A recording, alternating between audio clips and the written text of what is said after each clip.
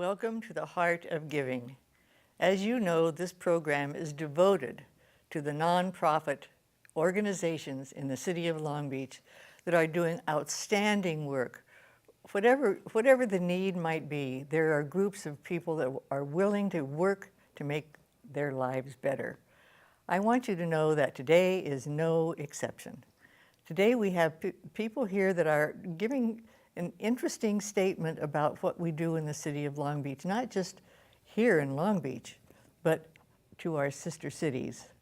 And so for the sister cities of Long Beach, we have Mary Barton, who is the president and chairwoman of the organization, Richard Madera, in the middle there, who is the vice president of the group, and a special guest, David Wilcox. We'll talk about what Dave is going to add to this in just a few moments. But I'm starting with Mary, because you've been involved with Sister Cities how long? Oh, probably 25 years now. Oh my goodness, is that right? And it's not just one sister city, it's most of them. So, well, when we say sister cities, people hear that term. What does that mean? In Long Beach, it means they are an official organization representing Long Beach to another city around the world. And we are affiliated with Sister Cities International in Washington, D.C., which is funded by the State Department. And so we have alliances globally as well as in the national capital. So when you say we are affiliated with someone someplace, it isn't just by chance. There's a process you go through. Absolutely. Like I went to see something in France, and I like that city, and so we should have that as our sister city. What do we do about this? I mean, how do you start a sister? Well, let's start. How many do we have? We have 5 sister cities right now. Okay. Would you like me to list them? Yeah, please. Good. Yokkaichi in Japan, which was our first back in the 1960s. Qingdao in China. Sochi in Russia. Phnom Penh in Cambodia. And Mombasa in Kenya.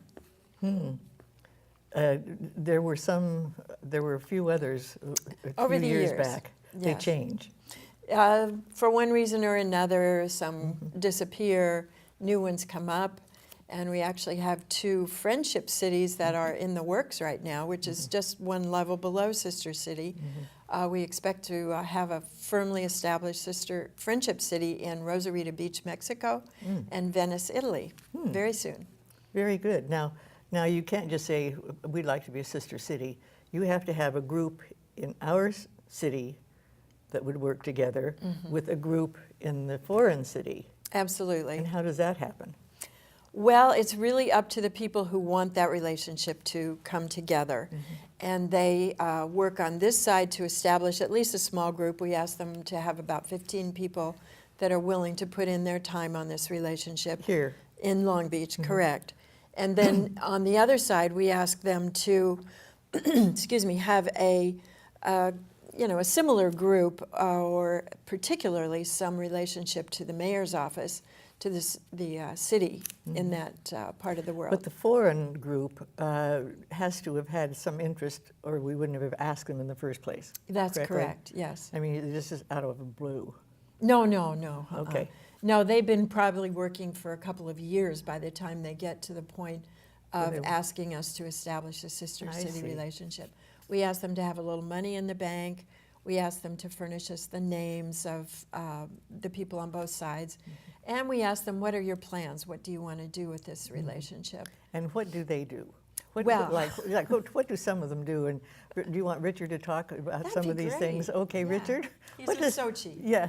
Well, yeah, you're the Sochi representative. We've actually been established since 1986. The first letter from Mayor Kell went to Russia in 1986. So we have a pretty long history as well.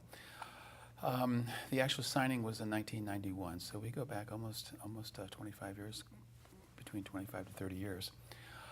One of the things that we've been most involved with, as you know, Sochi was the recipient of the Olympics in 2016, or 2014.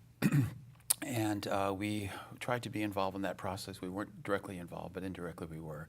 How? But when you say involved? Well, we thought that one of the things that we could do that would be really most helpful was to work on a volunteerism program. I see. And also recycling programs, because the city is smaller than Long Beach. It's basically a Black Sea city with the mountains of the Caucasus behind the city. the Olympics, part of the Olympics took place in the city and part of the Olympics took place in the Caucasus. We'd had a long established relationship by that point, mainly through the assistance of the Library of Congress. The Library of Congress had a program called the Open World, which really funded exchanges between America and Russia for probably about 12 years. And we had the good fortune to do 8 of those exchanges, bringing Russian folks to Long Beach, and then actually received funding enough that we could bring a delegation back to Sochi in the process. So we actually received 16 delegations for funding for 8. Our favorite, of course, was Women in Leadership, and you were very much involved with that at that time when you were the mayor. We were hosting Russian women leaders who came to Long Beach to meet to meet American women leaders. Profound, exhilarating. I can't tell you how special that was. The ideas could come from either country. Exactly, and they didn't all really come from Sochi. A lot of them, came from all over Russia. But I think really what is important, Beverly, is that this is a foundation. This is a springboard for a city to do all different kinds of projects together. That it could be youth exchange, it could be business exchange. People look the same, work the same, are excited about the same things, and no matter what country you're in. And to build bridges, not absolutely. walls. I think that's so important in this current time of speculation of wall building. I think it's important to do that. I can remember when I was active going to Yokkaichi for their 100th year. I believe so, for the city itself. For the city itself. And they arranged for the Long Beach Junior Concert Band in Long Beach. Somebody established the funds for going for the band. They stayed in Japanese homes. They performed, and the Japanese people just loved it because the band was all most ages, and so. But just that show of support of each other was so heartening, and many people from Long Beach went to the Yokkaichi procession and performances that they had in their new stadium. So, and I think we pride ourselves to try to have a host families, to have the people come and stay with hosts. And the one in Yokkaichi that always brought to mind is that happened soon after the war, to have this relationship, to see that people got together and could work together and, as I say, enjoyed what each country had to give them, each other.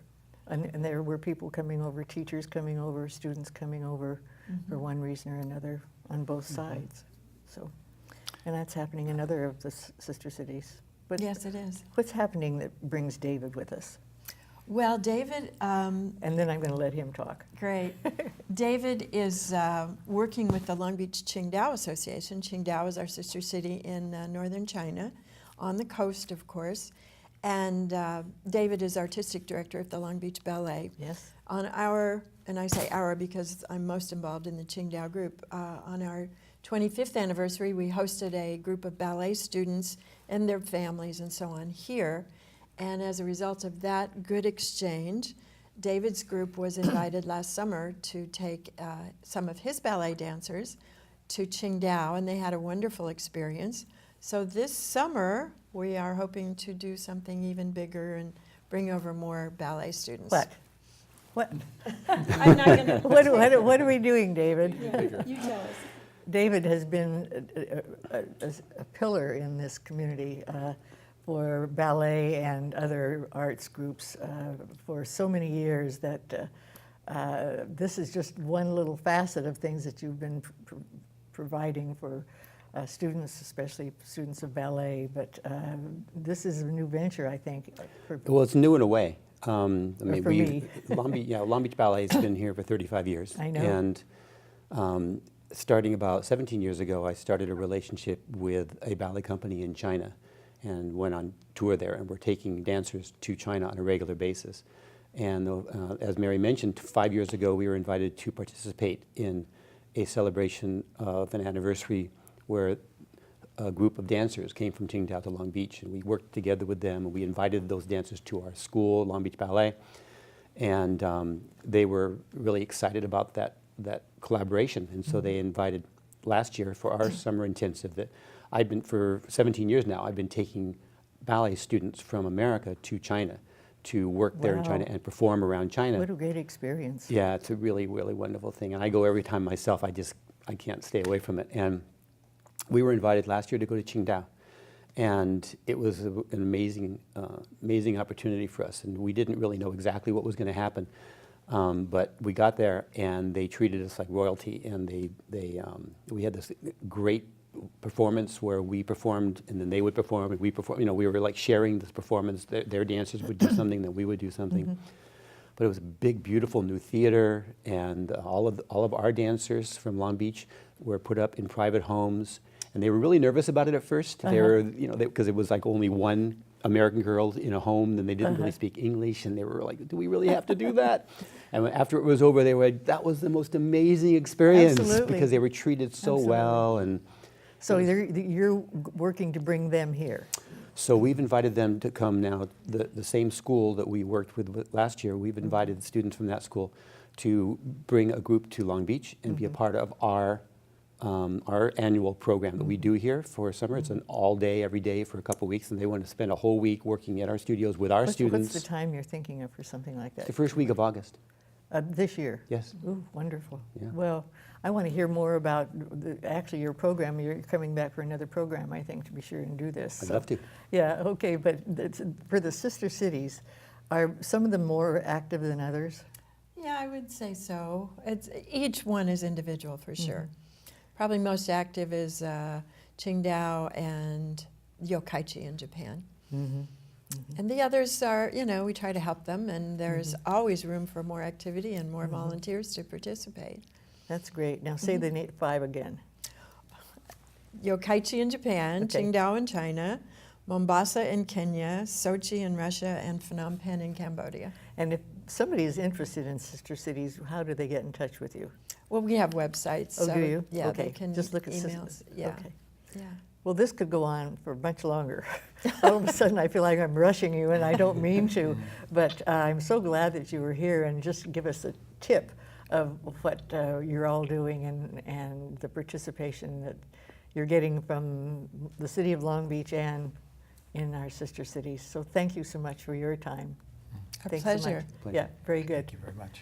We'll be right back.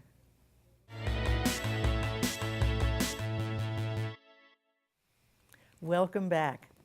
And you're not going to be disappointed with this next group. I've got 3 people sitting on this couch that are so enthused about what they do that we could probably be here the whole rest of the day.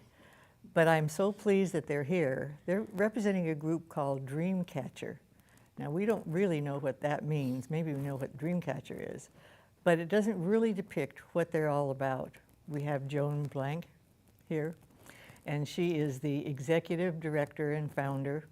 We have Jay Silverstein here, who is the president and founder, and Michelle Drummer, who is a wonderful volunteer with the group and is a committee director or something director? Okay. All right, well, I'm going to start with you, Joan. What is Dreamcatcher? Well, Dreamcatcher therapeutic riding centers. On horses. On horses, Okay. horse riding.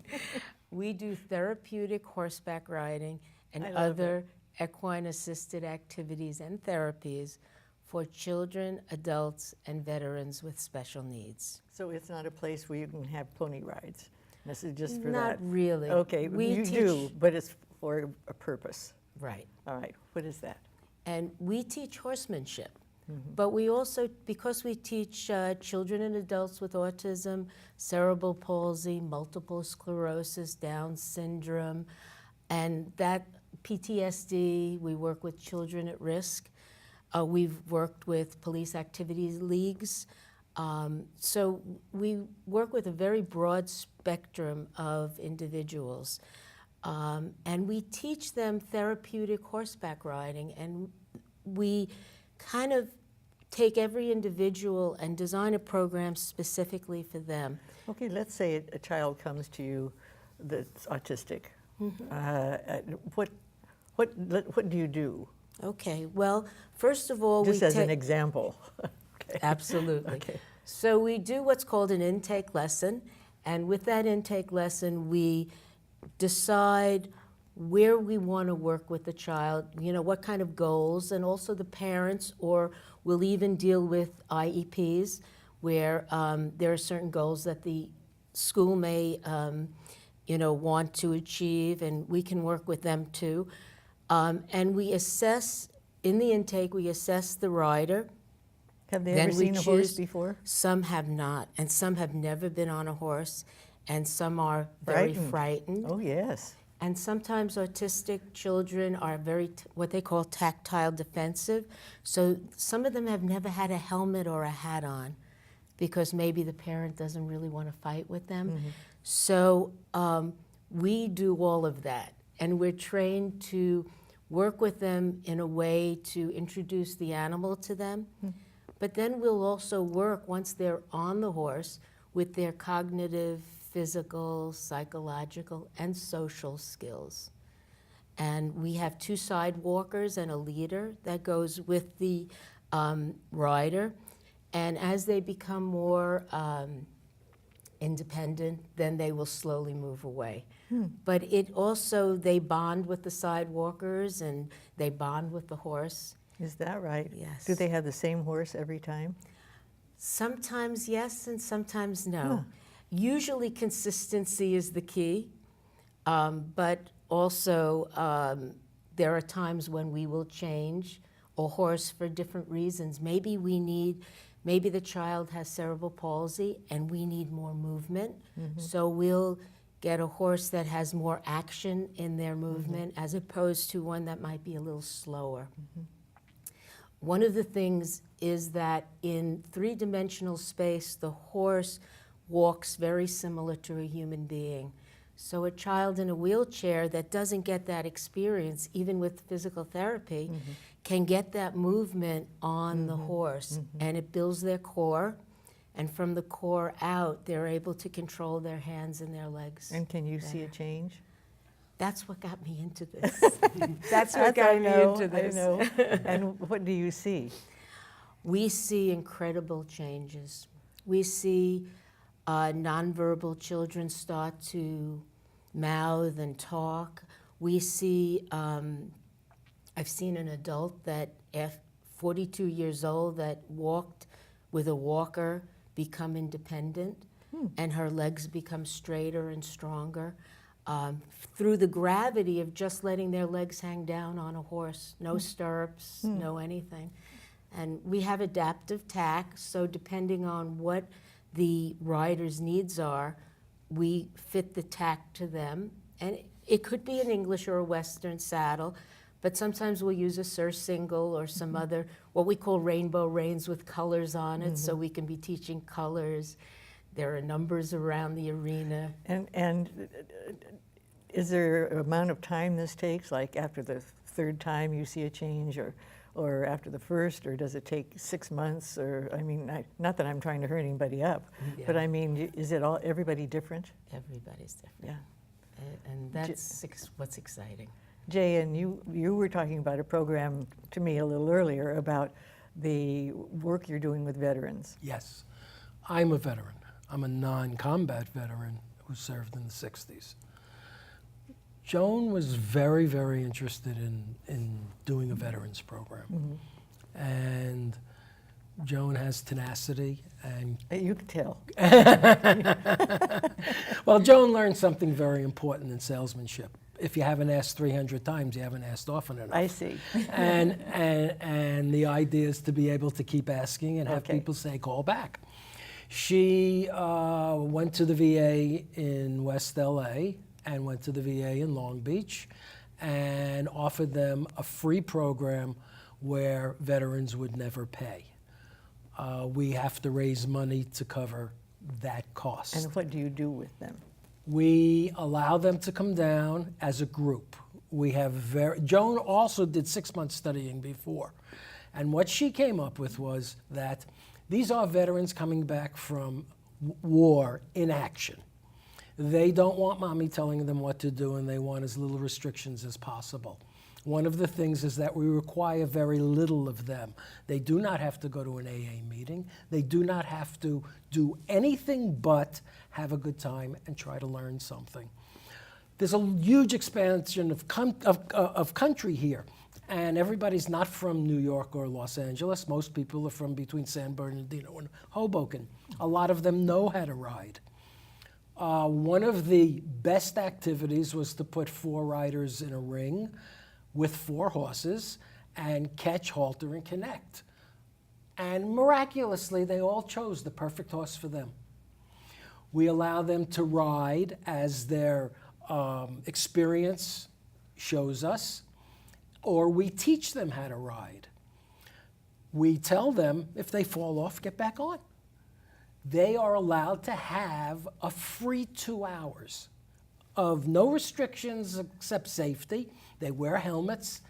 And just to give you a little idea, the first group, the second group, the third group, 6 or 7 years ago, are still in contact with Joan. Is that right? They still visit. We know That's about their wonderful. lives. We know that they've gotten married. And just the work that they do riding the horses and having that interplay with Absolutely. an animal, with something that's responding to them. Horses are a little different than what we're familiar with. If we're not familiar with horses, having to do with the personality of a prey Yeah. animal and a predator. And a horse is a prey animal, great. fight or flight. Yeah. Well, this is. But this- they love we, us. We could talk all the time about this, and time is going quickly. I can Joan- forever. I know, Joan. I'm sorry. Tell us, you've been a volunteer, and why are you volunteering? Well, I'll tell you. You know, Joan is she doesn't really talk exact. She's very humble. I've seen miracles. I have to tell you there, and I always use this. I don't always, but there's an example that I use about a 9-year-old boy. His name is AJ. His parents are, you know, his father works nights. His mother stays home and takes care of him.